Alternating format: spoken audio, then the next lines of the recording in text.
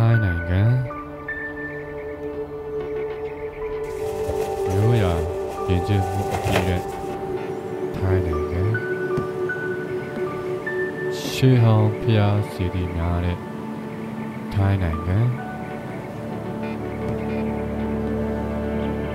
ကျွန်တော်တို့တွေအားကြခဲ့ရတဲ့အိမ်နီးချင်းထိုင်းနိုင်ငံ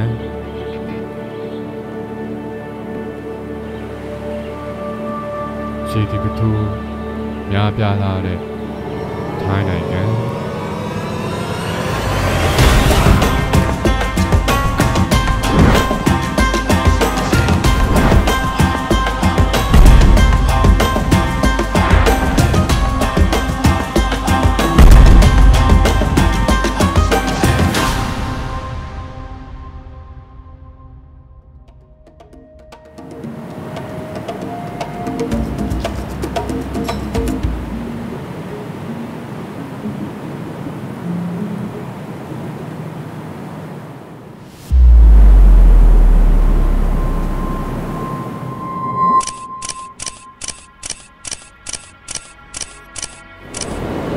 ဘန်ကောက်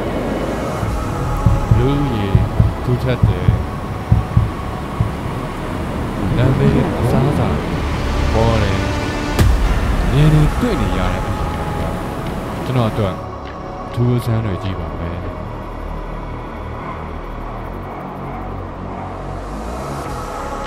အင်ဒိုချိုင်းနာကျွန်းစုံလေဘဟုတည်ရှိတဲ့တည်နိုင်ငံဟာသမိုင်းခေတ်အဆက်ဆက်ဘယင်စနစ်ကိုထိန်းသိမ်းခဲ့တဲ့ကျွန်တော်တို့ရဲ့အိမ်နီးချင်းတည်နိုင်ငံ